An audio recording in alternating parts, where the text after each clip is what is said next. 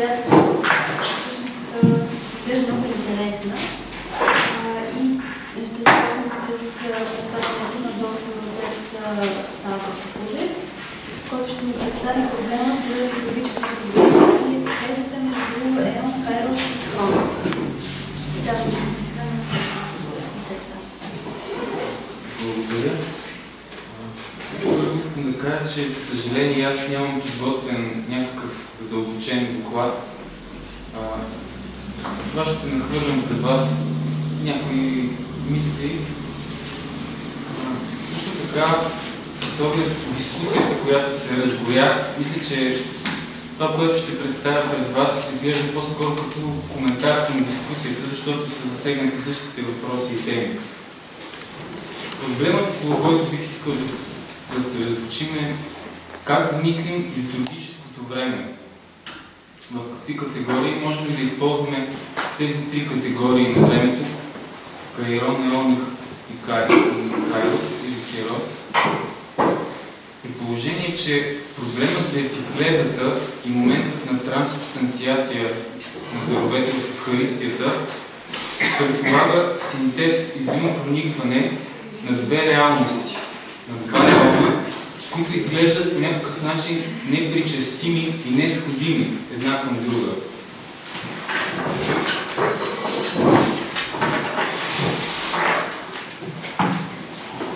Тезата, която бих искал да представя пред вас е, че съществува такова време, такава категория, в която тези несходими еони могат да бъдат причастни един на друг. Това е Кайрос на Светата литургия като място или време на лична среща с възкръсналия Христос.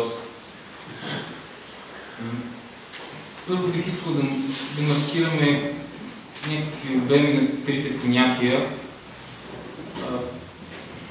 Мисля, че би трябвало да мислим хроноса преди всичко като физическо време, като поток, с характерна варност, т.е. като време, което се отнася към природа.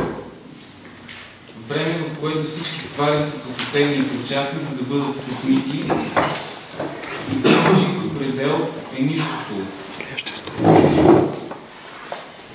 Бихме могли да мислим еона от два вида. По-общо това е идеята, която дори в книга Битие се използва думата еон, преведена еврейският йом, който означава някакъв век, някакъв период, дори ден, неопределен период, някакъв цикъл, който е характерен с една завършеност, диахронност, т.е. това е еон, в който предполагаме, че съществува хронос, съществува протяжно време и историчен цикъл, историчен еон. Във втория смисъл, в който бих искал да го употребяваме, идеята за вечност, век и вечност. Безкрайен, ако искате, католичен, метаисторичен или синхронен еон, в който хроносът, ако въобще го има, не е протяжен. И като такъв той е хронотоп на Царството Божие. И Керосът, разбира се, това е моментът, сгодата, благовремието, но и преобръщане на еоничното време, преобръщането на един еон в друг, в който бихме могли да предположим една намеса на една личност. Тоест, да го мислим като някакво лично ипостасно време. А също така и като място на ипостасна среща в литургията. В литургията думата Керос се среща за Дустовата литургия 4 пъти, във Василията 8 пъти, като, не знам, бих могъл да преведа някои места.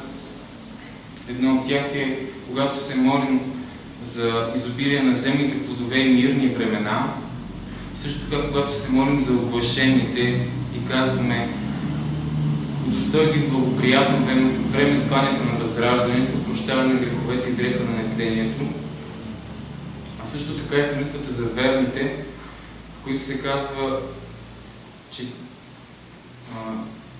да те призоваваме на всяко време и място. В Василиевата литургия се срещат още няколко пъти, които са в евхаристийния канон. Отнасят се към чудесата, извършени във всяко време, също към времето и момента, в който Бог ни говори чрез самия свой син, чрез който и еоните си сътворил. Също така и след епиклезата, когато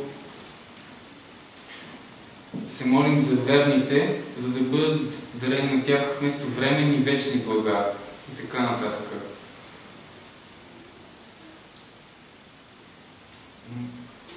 Думата хронос почти не се употребява, тя се употребява в ектенията, когато се молим за времето на нашия живот. Най-важната употреба обаче на думата кирос, според мен, е преди началото на литургията, преди възвестяването на благословено царство, когато дякона се обръща към епископа или към презвителя и казва: време сътворите Господа или на славянски, или кирос, пописето Кирил, време е Господ да действа. Като по някакъв начин потребата на този кирос обрамчва цялата света литургия и я поставя в един изключителен извънреден момент.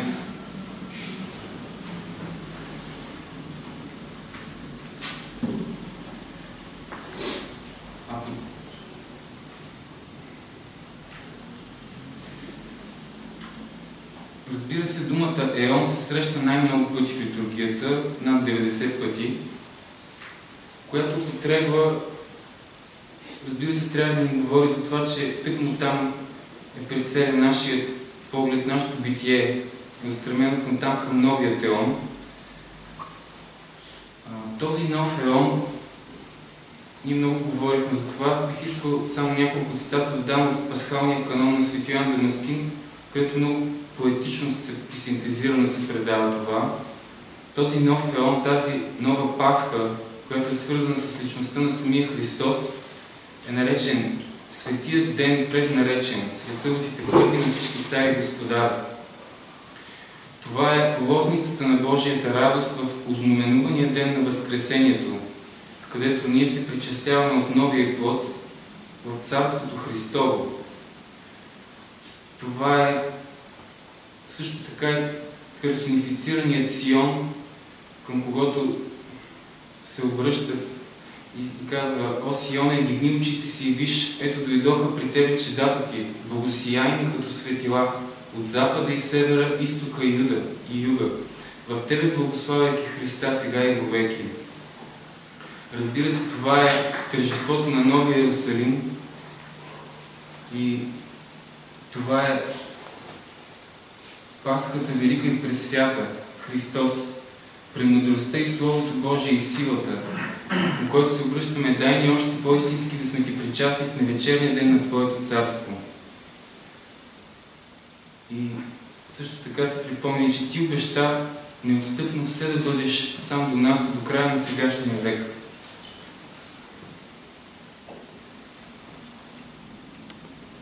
Чудото на Евхаристията ние трябва да се съгласим, че трябва да мислим чудото на Евхаристията не в физически категории, не в категориите на чудото, да речем, евангелските чудеса в Кана Галилейска, превръщането на умножаването на 5 хляба и прочие чудеса на Христос, а метафизически, като едно съхраняване на харизмата на светите дарове, като едно съединяване на хляба и виното с едно друго ино битие, което обаче не е в пределите на този свят.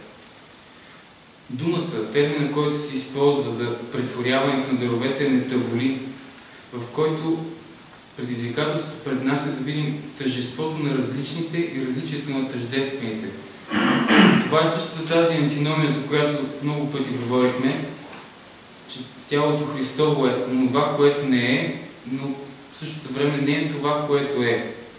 Това е съединяването на двата свята или двата еона в една нова Пасха, в един преход.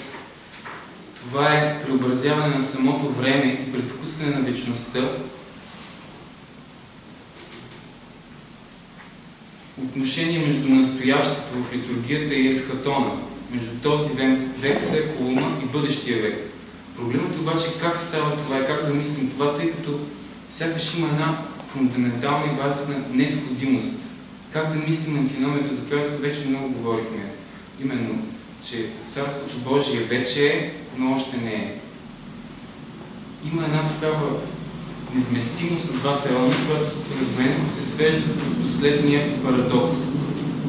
Ако сегашният еон, тварният еон, бъде дефиниран в своето настояще като едно тук и сега, а бъдещия век, Царството Небесно, бъде дефинирано като едно там и тогава, едно вечно там, едно вечно тогава, то тогава проблемът за тялото Христово се свежда в следното. Така се каже, сечението между двете не дава едно вечно там и тогава или едно тук и сега в едно, а сякаш дава едно тук, но тогава, там, но сега. Тялото Христово е тук на този олтар, но е тогава в есхатона. В същото време той е сега, в нашата литургия, но е на пренебесния жертвеник. Сякаш тези два еона се разминават и не е възможно да бъдат синтезирани. Необходимо е едно нещо, което да удържа тази невъзможна реалност. Това, разбира се, е кайросът на Светия Дух, който в епиклезата явява в Христията като хронотоп на Царството Божие. Така център на проблема се явява въпроса за присъствието на това тяло Христово в този свят, в литургията. Той е свързан с въпроса кой, как и кога посвещава светите дарове. Тук има две възможни решения. Това са идеите за трансубстанциацията и метаволии. Ние споменахме вече за трансубстанциацията, само аз още няколко думи ще кажа. Това е средновековната идея, според която взимайки от категориите на Аристотел, дефинира превръщането на тялото на хляба и виното в тяло Христово като смяна на субстанцията. Това става по силата на думите на свещеника, който повтаря словата, които Христос му е заповядал да каже. Така че той действа от лицето на Христос и по някакъв начин свежда трансформацията на даровете в Евхаристията до една тукашно, до една иманентна реалност. Съществува ли, задават се въпроса, съществува ли такъв момент, такъв кайрос от хроноса, такъв момент от течащото време на литургията, в който се разменят тези субстанции?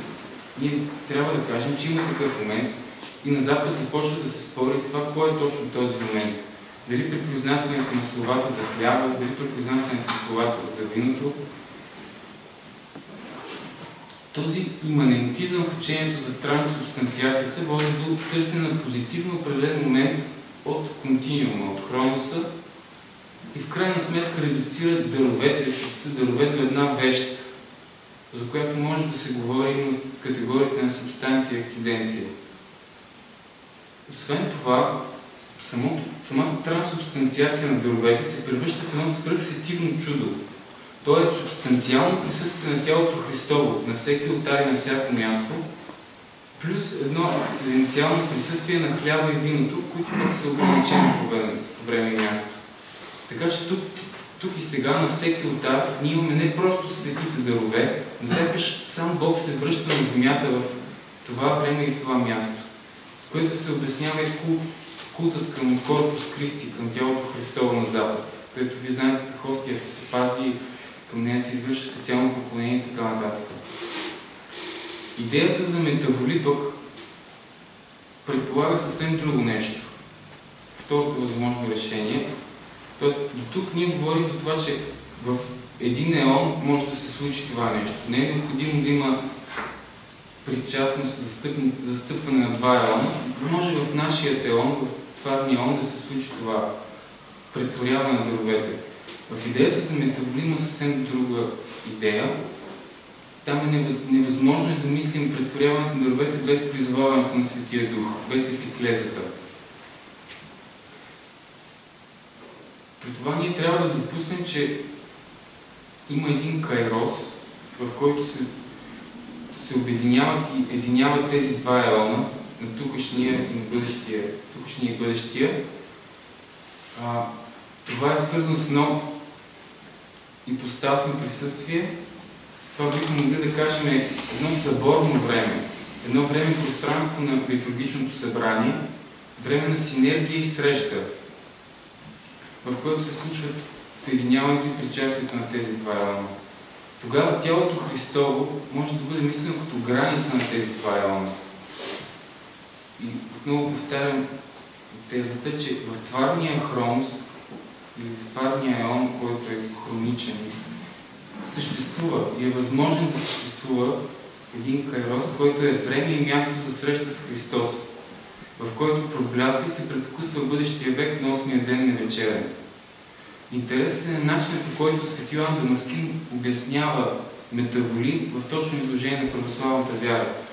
Той прави една телесна аналогия, аналогията с храненето. Тялото Христово, казва той, е единосъщно на нас. На тайната вечеря хлябът и виното са станали тяло и кръв на Богочовека в едно естествено претворяване, защото Богочовекът е ял хляба и виното и това е станало негово тяло и негова кръв.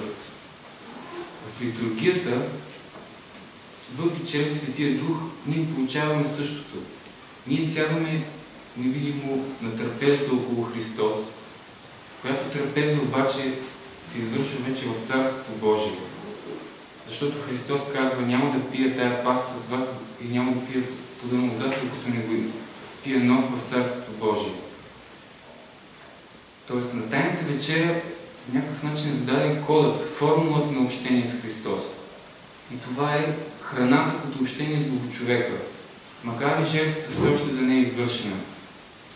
След Петдесетницата вече Евхаристията става възможна вече не в присъствието на Христос, но на Светия Дух. Тогава тези други свойства на тялото Христово след Възкресението могат ни тласкат да мислим към проблема за кайроса, защото затворените врати, т.е. влизането през затворените врати, непознаването на Христос след Възкресението, това, че Той става невидим, недосегаем за Мария Магдалина, но пък видим и осезаем за апостол Тома. По-скоро би следвало да мислим Неговото присъствие в този свят след Възкресението не като едно телесно пребиваване, в смисъл, в който трансубстанциацията го установява, но като една епифания, като едно явяване на възкръсналия Христос. Тоест, не като едно идентично с пребиваването му преди Възкресението. Ние не можем да сложим знак на равенство между пребиваването на Христос преди Възкресението и след Възкресението. Това със сигурност е друг начин на съществуване. Така че, в крайна сметка, ние трябва да постановим, че съществува такава граница между нашата телесност и възкръсналото тяло Христово, което отново ни тласка към проблема пък с двата еона, защото отново се връщаме към този проблем. Нашето тяло е все още в този еон, тялото Христово вече е в други еон. Така че проблема за тази причастност и другост, тази диалектика на двата еона, от една страна ни се явява като връзка и общение чрез вкусването на храна с учениците след Възкресението. Когато той влиза през затворените врати и казва: имате ли нещо за ядене? Той не го прави, защото има нужда вече. Христовото тяло няма нужда да се храни. Това е една чиста връзка, едно чисто общение. Тази връзка се запазва и след Възнесението, вече в Евхаристията. От друга страна обаче, Възнесението е изход от света в онова там, за което не можем да говорим с категориите на време и пространство. Следователно, ние можем да мислим тази воинственост или като физическо превръщане, което обаче ни тласка към идеята за трансубстанциацията, което е превръщане на вещества от един и същи свят, или към това метафизическо метаволи, което се извършва отвъд границите на този свят. Тогава причастието една предварителна парусия, едно предвкусване и явяване, подобно на явяването след Възкресението, което вече не принадлежи на този свят, но все още пребивава в него. Това явяване обаче не е в собствен образ, както след Възкресението, а в хляба и виното, по силата на връзката на неговото тяло с този свят. И то е дадено с една цел – за причастие, а не за поклонение или за притежаване, както е в Корпус Христи.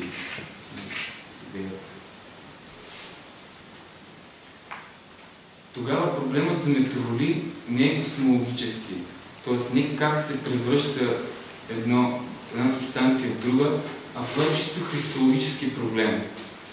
Несходимите едно към друго и непревръщаемите едно в друго хляб и вино и тяло Христово, което е тяло духовно, водят към това, че ние можем да ги мислим единствено като едно претворяване и съединяване с други иони. Тогава христологическият отговор би следвало да е тъкмо този, че преобръщането на двата еона става именно чрез кайроса, като лична намеса, като място на лична среща. Преобразяването, съединяването с католичното време, с онова изцелено и оцелостено време на Евхаристията и онова събиране на многото в Христовата ипостас, за което говорихме, преодоляване на множествеността на литургийското събрание, може да стане единствено като да се случи като литургически кайрос, като една лична среща с Христос, който е казал: аз съм с вас през всички дни до свършика на света. Това е.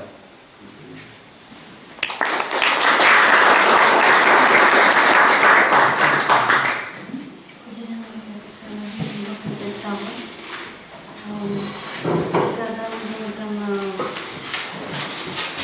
докторанта и моята преподавател Славия Ненкова, която ще ни представя много интересната тема време и памет, християнска перспектива и кинематография.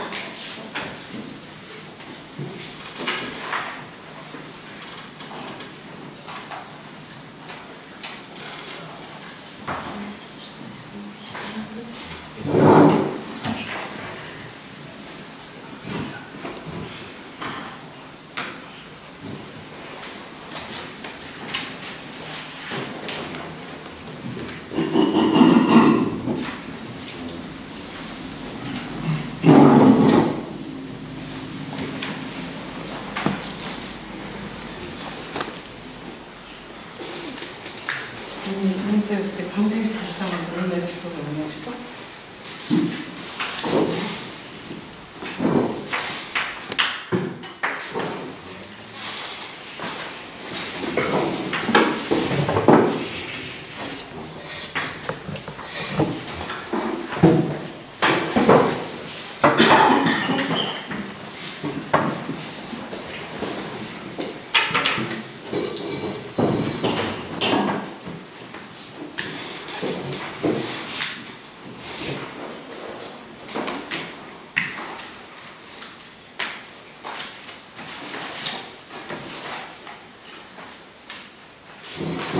Необходимост да бъда по-кратка, за мое съжаление, може би за ваше облегчение, ще трябва да съкратя една значителна част от материала, който бях подготвила. И така, да не губим време. Може би тук ще ми е по-добре.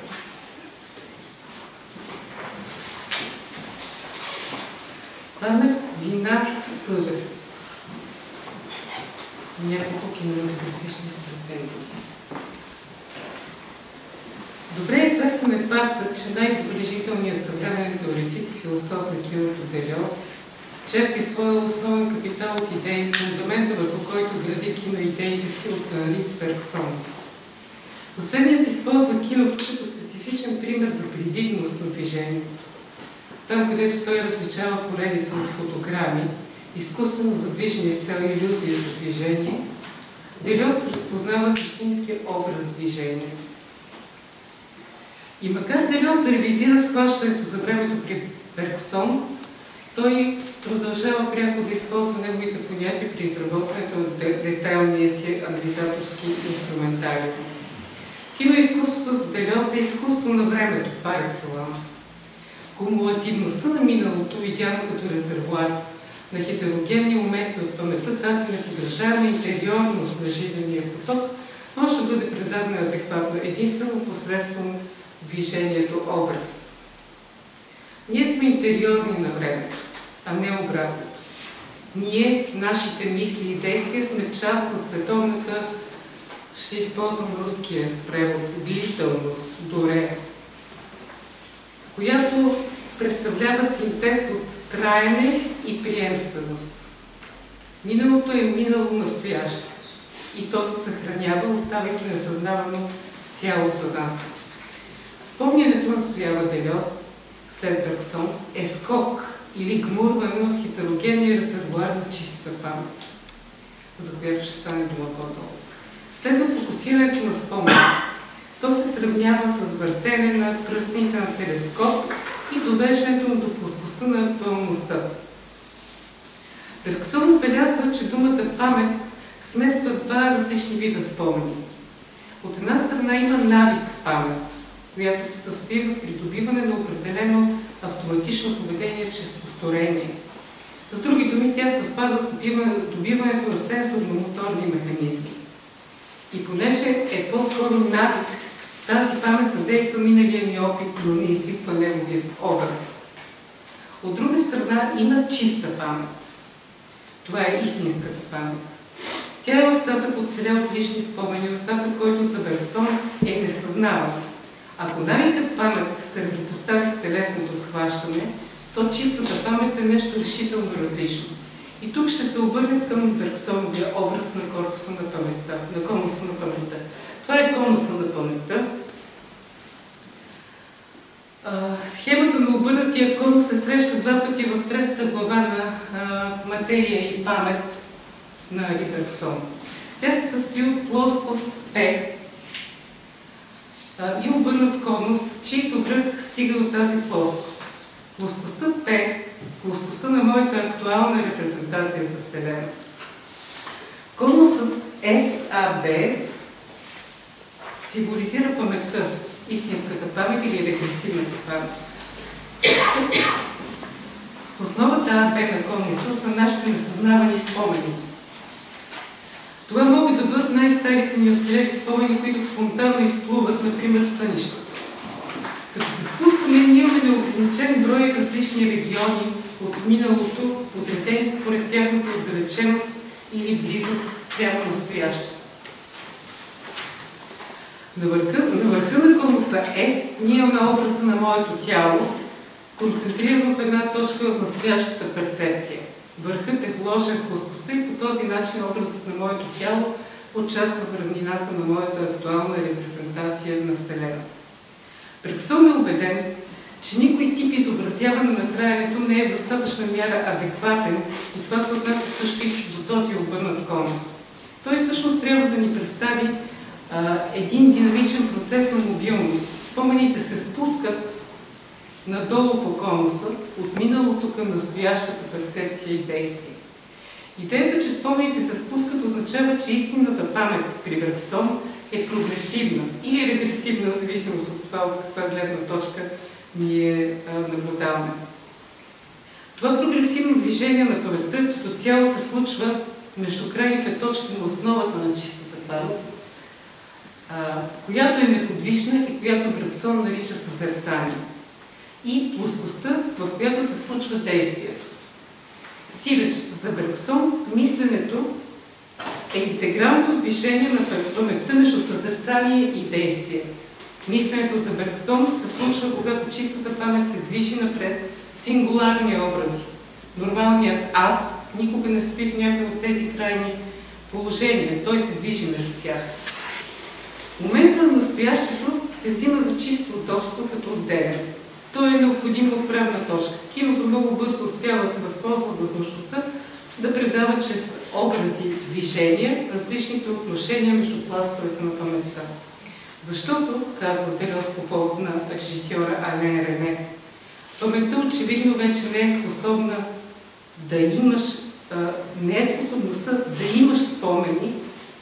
Тя е мембраната, която по различни начини, приемственост, обвиване и така нататък, кара слоевете на миналото и пластовете на реалността да си кореспондират.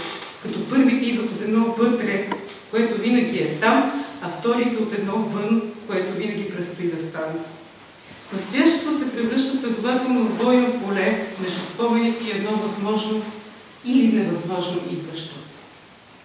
За Бергсон пък тази точка на настоящето, наречена така поради неспособността на езика да се справи без пространствени субститути, е всъщност вече съзнание за памет. Доколкото ние никога не схващаме нищо друго, освен непосредственото ни минало. Така бойното поле на Делиоз може да бъде видяно и като динамично, постоянно отместване на сегашната актуалност и акумулирането ѝ в все по-големяващия се резервоар на паметта. Ален Рене е един от режисьорите на авторското френско кино, който особено напрегнато се занимава с въпроса, свързан с времето. Той с почти натраплива упоритост твори своите произведения, които бихме определили заедно с Делиоз като кино на ума, за разлика от киното на телата, което реферира към един специфичен аспект на времето образ, т.е. поредицата, серията според някакво преди, някакво след. Киното на ума развива друг аспект на време-образ, а именно този на времето според съсъществуването на собствените му интериорни отношения. Киното на ума се доближава в някаква степен до това, което Бергсон описва като движение на чистата памет, напред в сингуларни образи. В киното на ума, както го разпознава Делиоз, при Стенли Кубрик, светът е идентичен с ума, с мозъка. И в него се случват събитията. Той може да е компютърът от 2001 космическа Одисея или кръглата маса от Доктор Стрейнджлав. Известно е, че Ален Рене е силно повлиян от Бергсон и от Пруст и дихотомията на времето като унищожаващо и паметта като запазваща. По необходимо ще пропусня. Имах намерение да ви говоря за два филма. Един от първите филми на Ален Рене, цялата памет на този свят, за Парижката национална библиотека, и един фотороман на Крис Маркър, платформа за излитане. И двата пряко свързани с тази тема, но за съжаление няма да се вмества във времето. Филмът, който най-отчетливо усвоява или предава всичко казано до тук за времето, е творбата с название "Обичам те, обичам те" от 1968 година на Ален Рене. Но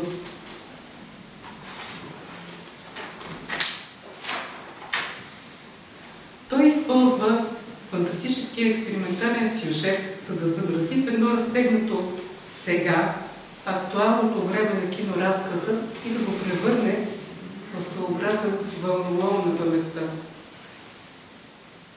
След неуспешен опит за самоубийство, Клод Ридер се съгласява да стане обект на експеримент с пътуване в миналото. Това обаче, това минало, не е някакъв конструкт на отрязък линейна последователност, към която е прикрепено пространство, т.е. опространствяването на времето, което Бергсон отрича. Миналото е неговата собствена лична памет. Негов спътник е бяла мишка, която от тогава безпроблемно се е връщала. Ако решим да изложим сюжета на филма в линеен разказ, така както е бил написан от Джан Стенберг, това ще е разказ за мъчителната любовна връзка в миналото на Клод, която е завършила със смъртта на неговата любима, за което той би могъл да има вина. Клод Ридер е очевидно писател, който в ежедневието си работи в редакцията на издателство и се чувства потиснато неудовлетворен. За експеримента той е избран формално от компютър, така му казва, когато той пита как ме избрах. След перипетии в паметта му там и в лабораторията тук, значи паметта му там е паметта, в която той се гмурка, и лабораторията е лабораторията, от която се управлява машината на времето, Пътуването завършва с опита за самоубийство, с което и начава цялата тази история. Формално действието протича в рамките на един ден, но това е относително, защото времето тече единствено за тези тук. За Клод Ридер времето е изгубило линейно-казуалната си последователност. При това може да се каже, че времето е спряло още с несполучилото самоубийство. Радвате ли се, че сте жив, го питат в болница? Аз не съм жив. Той не иска да се върне в дома си и оставя багажа си в болница. Делиоз нарича героите на Рене Лазарови герои. Герои, които пребивават между двете си смърти. Смъртта отвътре и смъртта отвън. Смъртта от миналото и смъртта от бъдещето, чието съсъществуване и комуникация се способства от мембраната на паметта. Мнемознаците, т.е. знаците на паметта, насищат разказа.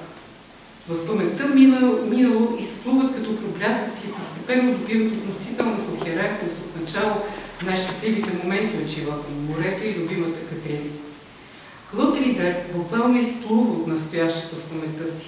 Той изплува като пловец, той плува в морето, на ривиерата, оттам изплува в момента, в който влиза в машината на времето. Експериментаторите го предупреждават, ще бъдеш гмуркач. Проблестите, които се повтарят с различна честота и продължителност, обаче не придават актуалност на някакво негово виртуално минало, а по-скоро на него самия, защото настоящето отвън, за настоящето отвън, той вече е мъртв.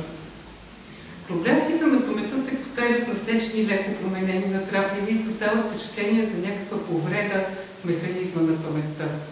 Паметта започва да работи неуверено и що ми се стори, че добива известна кохерентност, тя се срутва отново в своите дефекти. Епизода с пловеца, Ридер, който излиза от водата, се повтаря без особена сюжетна връзка. Сякаш спонтанно, сред подредимите, макар и непоследователни образи и спомени, се появява телефонна кабина, пълна с вода, в която непознат мъж говори.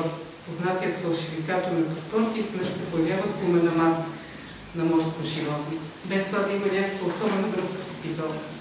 Момичето, което се оказало случайно в банята на Клод Ридер, се оказало във ванна след неговият офис и така нататък. По-скоро повредите в паметта и провалите на разпознаването ни дават истински еквивалент на оптично-звуковият образ. Ние биваме най-силно повлияни от познаването чрез него, като не можем да си спомним. Сензорно-моторното удължаване остава суспендирано, а актуалният образ, настоящата оптична перцепция не се свързва нито с някакъв моторен образ, нито с образ спомен, който да възстанови контакта. Той по-скоро влиза в отношение с действително визуални елементи, виртуални елементи, извинете, успомени до сънища, усещани като че ли в дежавю или някакво минало изобщо. Сигурно съм виждал този човек някъде. Или сънни образи. Имам чувство, че това съм го сънувала. Самото изброяване на тези повреди в паметта сякаш ни дават ключ към логиката си. Те почти без изключение са свързани с гмуркане, отдаване, вода, море и преди да заявим, че това е лесно, може да се отдаде на връзката между странната си и фаласа, ще трябва да обърне внимание на думите на Клод Ридер, които той отправя към любимата си Катрин. Ти си блато, кал, ти миришеш на отдаване. Той фатално се гмурка в спомен на своята любов, която е това блато, този прилив. Машината на времето, в която героят е поместен заедно с бялата мишка, наподобява едновременно сърце и отрова. Тя има по-скоро формата на огромно сърце,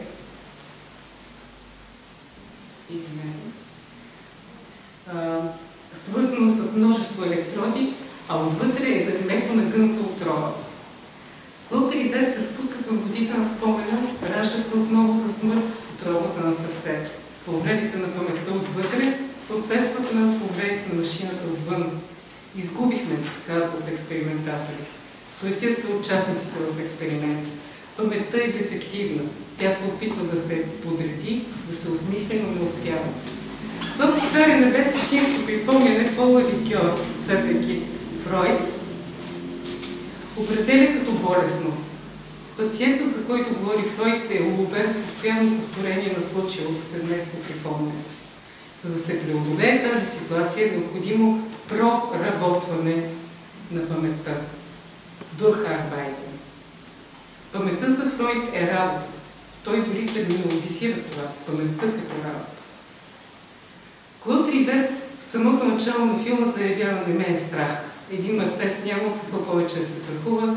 Паметта си преди, обаче той буквално е обладан от страхове. Например, страхът от смъртта, страхът от това, че времето го застига. Той дори организира надбягване между 3 часовника. Обажда се по телефона на автоматично време и разговаря с говорителя. Тази особена неспособност да се справи с усещането за това този неумолим премерен поток от време, който го залива и приближава неговия край. Това, което е особено мъчително, за него е смъртта на Катрин. Ние виждаме всичко това в това пътуване във времето, в неговата памет, в неговите спомени. Клод Ридер признава, че не може да живее с нея, но не може и без нея. Смъртта й разрешава това, но в пътуването си навътре той все пак повтаря: обичам. Тази безизходна ситуация, при която той не може да я удържи в паметта си поради дефектите, както не е могъл да я удържи в живота си, очевидно е причината за неговото най-тежко страдание – чувството за вина. Чувството за вина не се проявява директно. То се мярва буквално, опосредствено от един епизод на повреда, на сън. Той се намира в кабинет на лекар, който го преглежда и съвсем рутинно му казва, че има калцит, заболяване на белия дроб. Това сериозно ли е от героя? Не е особено, казва лекар, но все пак вие я убихте. Той какво го казва с интонацията, но все пак вие бяхте тежък пушач, затова имате и болест на белия дроб. След което рутинно си изпусна на сете в ранка. Друг един симптом се сдвоява с дефекта на паметта. Това е меланхолията. Клод Ридер не може да преодолее загубата, не може да извърши работата на скръбта. За да може, той би следвал да се отдели от Катрин на спомените си, но тя е блага, тя се разлива. И вместо да му е интериорна, бидейки спомен, той става интериорен на нея и тя обхваща цялата му памет. Пол Рикьор, отново заедно с Фройд, равнопоставя двете понятия – работа на паметта и работа на страданието. Работа на скръбта, извинете. Защото е твърде възможно работата на паметта да е вид страдание, а също и страданието да е болезнено упражняване на паметта. Това са думи на Пол Рикьор. Скръбта, продължава Рикьор, е възсъединяване с загубата на някакви обекти на любовта, личности. При меланхолията има отчаяние и жадуване да се възсъединиш с обекта на любовта, който е изгубен без надежда за възсъединение. Героят на Рене е неспособен да извърши тези усилия. Той е уловен в капана на повторението и меланхолията. И това е смъртоносно. Тук ставаме свидетели на преплитане на спомени и сънища, или по-скоро на спомени за сънища, които се актуализират един в друг, без да досягат реалността. Ние научаваме за травмата на вината, той се чувства отговорен за нейната смърт.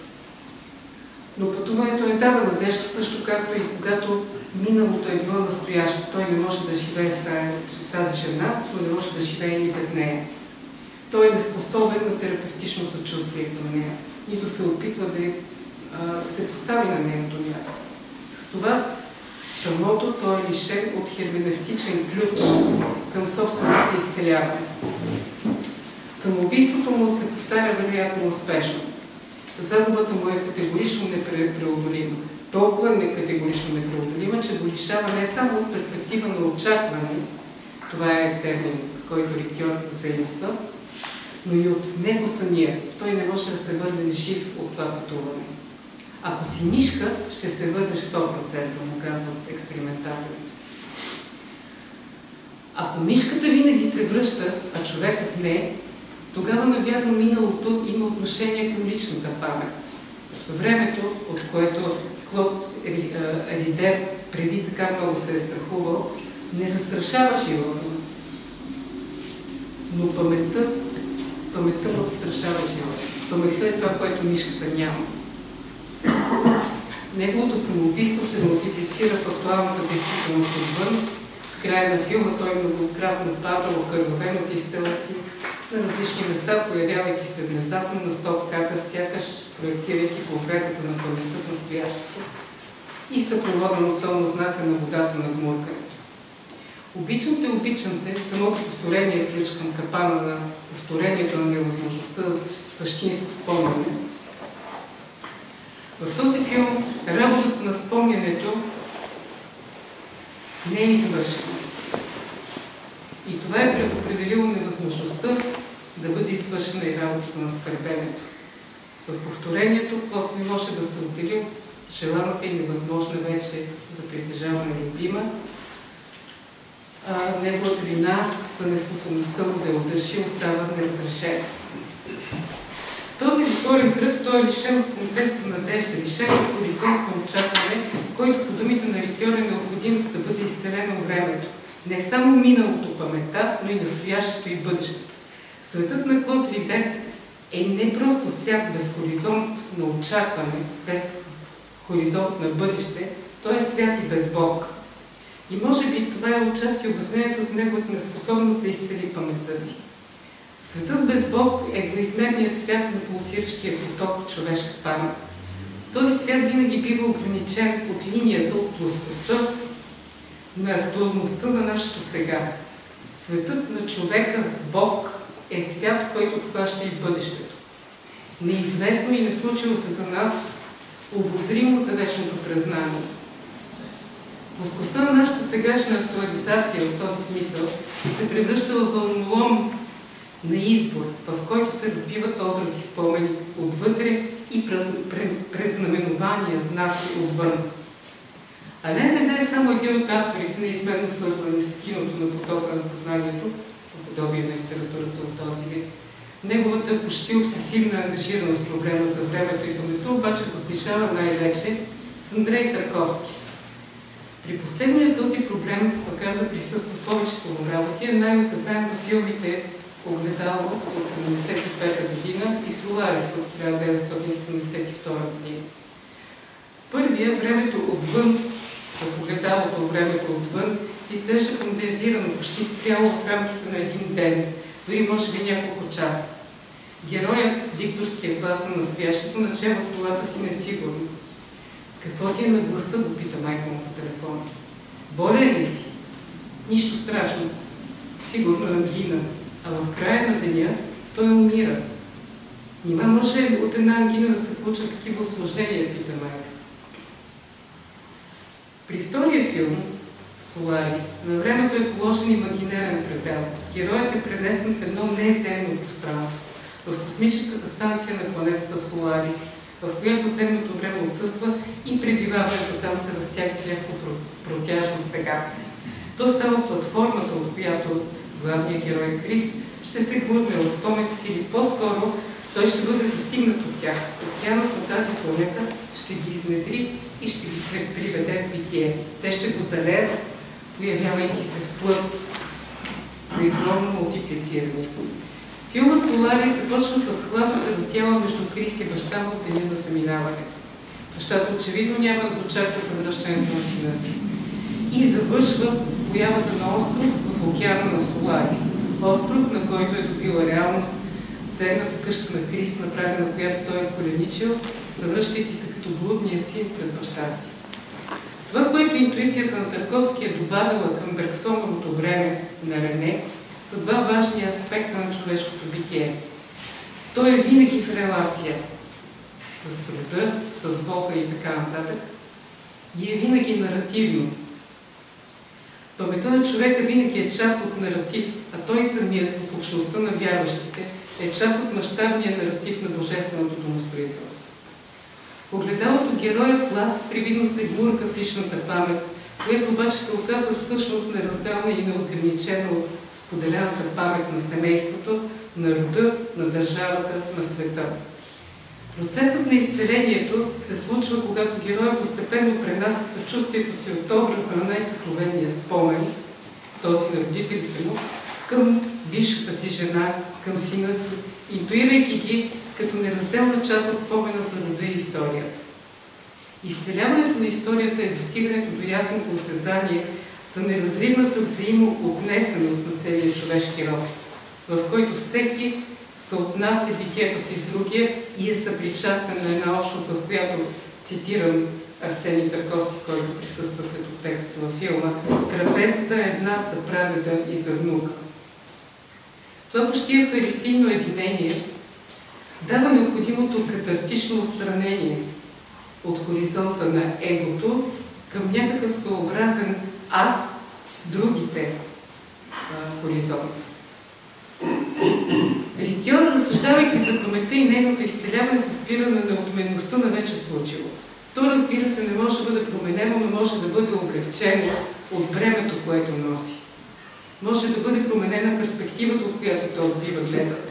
Именно това прави Тарковски в своя филм. Съкрушеното милостиво съзерцание на непомерно разрасналата се памет, личната скръб, проявена и мултиплицирана в една световна историческа скръб, се интуира като външен, всеобемащ, състрадаващ поглед, чието наличие постепенно се превръща в контекст на надежда. Тук е моментът да си припомним, че всъщност филмът Огледалото има една още по-външна от споменатата вече рамка. Той начава с псевдодокументален кадър, в който психиатърка хипнотизира силно заекващо момче, за да го освободи от този му небътк. Цитирам, ако сега проговориш, ще можеш да говориш винаги. Повтаряй след мен ясно и силно. Всичко е наред. Ясно и силно. Аз мога да говоря. Това са думите, които момчето извиква и проговаря. Аз мога да говоря. На самия финал на филма героят умира, изричайки следните думи. Нищо. Всичко е наред. Всичко ще бъде. Първата буква на бъдното, първата артикулация, с която мъртвата птичка в ръката на болния възкресена от лик. Бъдното е хоризонта, в който майката, вече като спелица, води за ръце героя и неговата сестра, но те са още невръстните деца от миналото. Времето буквално е изцелено. На английски би могла да се направи същата игра. Atonement, изкупление е от at one month. Нещо, което става едно, изцелявано, целостявано. То се е превърнало в едно особено сега. Не онзи предел и вълнолом, в който ставащото се разбива, за да се превърне в част от внушителния резервоар на миналото. Това сега можем по-скоро да увеличим на литургическото сега. Сегато, в което всичко се случва, понеже се чества. Сега Христос се ражда. Сега сигнал Богоприеме се отпусна. Сега Христос се разпълни от съкръв. И така, това сега е сегашно царство, в което всичко се спомня. То се съпаметува. Паметта на героите, които споменахме, е болна и скръбна, защото когато е памет за щастие, тя е бременна с меланхолия.